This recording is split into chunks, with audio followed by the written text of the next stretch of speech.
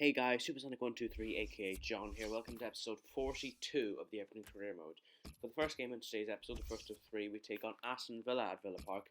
Looking to renew our good start to the league season, of course. We are looking to challenge for the title this season, and that's not going to come very easily for us, but I think we have what it takes to at least challenge for the what we can this year. Because, we have greatly improved the squad with the likes of Laporte and Tielemans, and I think because of those improvements, plus the same players on form from the last couple of seasons, I think we can do some serious damage in this league. And we're looking to show that we're at Villa Park against Aston Villa, who, of course, in real life last season were relegated, finishing bottom of the league, dead last. Anyway, they got the first chance of the game as Jordan Ver 2 crosses the ball in. The header from Joras Zakori, saved by Tim Howard, and it would be Aston Villa 0, Everton 0 at half time. Following that, then we would go on the attack here with the ball finding its way to Paco Alcacer into Joao Delafeu. He turns inside and he gets blocked by Jordan Amavi, and the referee points to the spot, and we have a chance to take the lead here from the penalty spot following this foul by Jordan Amavi on Joao Delafeu. He takes it round him, but it's a clear obstruction from Jordan Amavi. Such a tricky player, Joao Delafeu. He wins us so many penalties by doing that. And Leighton made us initially step up, but you see here we will give it to Paco Alcacer because we want him to continue his rich vein of goal-scoring form here. So we give it to the Spaniard, and what will he do from 12 yards? He'll dispatch the penalty, of course, and make it Aston Villa 0, Everton 1. Paco Alcacer gets another Premier League goal. I would not be surprised in the least if Paco finishes the season as the league's top scorer. I really wouldn't, given the vein of form he started the season in. Villa obviously incensed by us taking the lead, but it was just a very collected finish from Paco Alcacer, making it Aston Villa 0, Everton 1.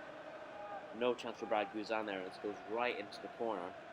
And the Spaniard Alcacer, the £40 million man from Valencia, makes it 1-0. He was signed in January, and he's finally starting to repay his transfer fee. His third goal in the Premier League so far. And following that, Amavi finds Deverson, and he finds, I believe that was Joras Zakori, and he starts saved by Tim Howard. Then to injury time, Deverson again plays the ball back to Leandro Bacuna. His shot's blocked off. Laporte wins it back again for the second time. Plays in Michy Batshuayi off the bench, clear of the defence. Michy Batshuayi through on goal with Brad Guzan only to beat, and he does just that. Michy Batshuayi slots past Brad Guzan to make it Aston Villa 0, Everton 2. Fantastic counter-attacking move from us here with Batshuayi unleashed down the left-hand side, cutting inside and finishing with aplomb to make it 2-0 Everton. That's no less than we deserved from this game. We really did show our dominance over Villa, and we would make it 2-0 here. A very confident from the Belgian Batshuayi. As the Aston Villa defence panicked and tried to retreat back and try and catch Batshuayi, but that would be nothing doing. And Batshuayi gets his first goal of the new season in the Premier League. So we'll finish Aston Villa 0, Everton 2. Since we have some player training here, we're training some of our young wonder kids like Philip McElhenney, who may or may not be starting the next game in the Capital One Cup against QPR at Loftus Road. See that in a second. You see here, Aston Villa have agreed to match our £12.5 million asking price for Kevin Morales, so that could very easily be happening. Following that, then, we travel to Loftus Road to take on Queen's Park Rangers in the second round of the Capital One Cup. Of course, realistically, we shouldn't be playing in this competition because, we realistically shouldn't because we're actually in Europe, like we're participating in Europe, and that's the way it works. And in the Premier League, the teams are pretty second from us to play in Europe. But aside from that, then you see Dylan Burge getting the scoring underway for making it 1-0 to Everton against Queen's Park Rangers.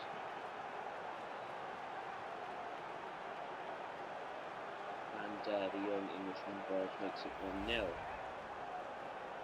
good turn inside from Kane McLeod on the right and the left wing here, with Dylan Burge putting inside, finesse shot back of the net. He just can't stop scoring whenever we play. He scores assists all the time we play this kid. He has a really bright future ahead of him. I mean, I know I said that Philip McElhenney, given the fact that he has the potential to be special type, is our highest prospect. But Dylan Bird is no pushover either.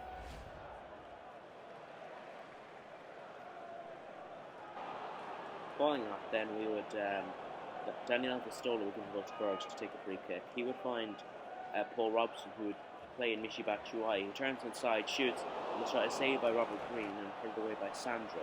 Then Junior Hoylett would come forward for QPR, finding Stephen Calker, and Charlie Austin would have the shot, and it's saved by the goalkeeper Michael Johnson.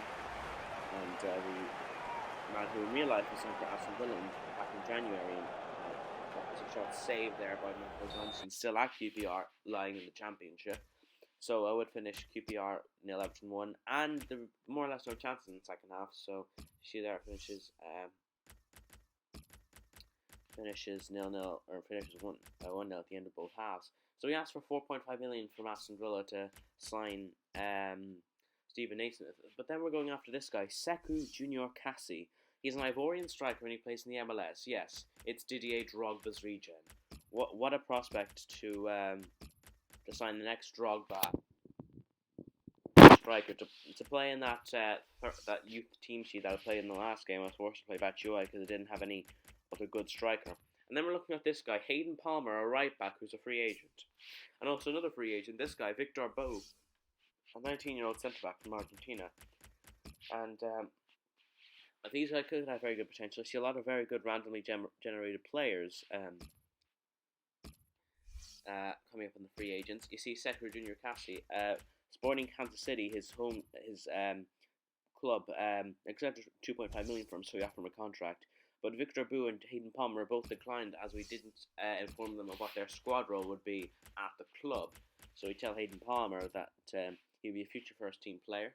Obviously, he's higher rated than Mason Holgate, so we'd be ahead of him as our backup right back to Callum Chambers. And Victor Boo, we give him the same. We give him his wage demand, so we tell him future first team player at only 71 overall. Sekou Junior Cassie declines his contract because, again, we didn't inform him of what squad role he would have, so we offer him, I believe it's future first team player we give him, and it is. And then Hayden Palmer, he wants a bigger squad role, he wants a bigger role in the squad, so we decide, well, you're a higher rated fullback than Nathan Holgate, and he was playing as our backup right back as a rotation for Callum Chambers, so yeah, you can have squad rotation player, but Victor Boo accepts his contract and he comes into the club on a free, as he was a free agent. It says 70 overall there, but on the squad report it says 71, so I think that's a bit of a glitch. As you see here, it says 70 there, but well, you wouldn't see, but on the squad report screen it said 71, and actually all previous screens it said 71 overall. But anyway, we bring in Sekou Junior Cassie and Hayden Palmer. 2.5 million for Cassie. Palmer here obviously was on a free transfer. An exciting prospect tag, meaning he could reach the high 80s, which is very good, and a lot of pace. 4-star skills as well, and he's got the speedster speciality because of his pace. Same goes here for Sekou Junior Cassie. 70 overall, will play as a third choice to Mishi Batshuayi, 20 years old from the Ivory Coast, so obviously Drogba's regen. Following that, we have a look at our youth squad monthly report. Our main prospect is Anthony Tunnicliffe, the 15-year-old, because he's 63 overall at the age of just 15. Obviously, we won't be able to sign him until he turns 16. As you see, we have our monthly scout report from our only scout who's out at the minute, and he's out in Ireland looking for some good young talent, obviously, possibly for the national side as well. So following that, Matt Parrott, a CDM, an Englishman, 56 overall, says he wants to be promoted to the first team. I normally don't promote players until they hit 60, but as you see, I offered Matt Parrott a contract because he asked. Because I didn't want him to leave the club as a result of not being given a senior contract, so I wasn't really prepared to take that risk. Following that, we have I want to start doing this, guys. Monthly squad reports, because I want you guys to know how the team's progressing month in, month out, because that's just something I'd be interested in you guys seeing. Because as you may well know, obviously Sekou Junior Cassie already up to 71 overall, which is exciting. As you see here, we had two World Cup qualifiers with Ireland, and we won both against Spain and Turkey. And as you see here, finished top of our qualification group by a single point out of Spain. So we will be finishing off the series with the World Cup with Ireland, and believe me when I say I'll be bringing as many of our young young talents as possible. Although I believe the majority of them are English, most of anyway. So as you see, for the third and final game of today's episode, we take on West Bromwich Albion at Goodison Park, looking to continue our return to in the league as we look to get another 3 points here against a weaker West Brom side. We have made some very interesting signings to see here. It's signed relatively Bezoa from Ajax, one of the best young players in the game. They also signed Davy Klaassen, which is very interesting to support Salomon Rondra.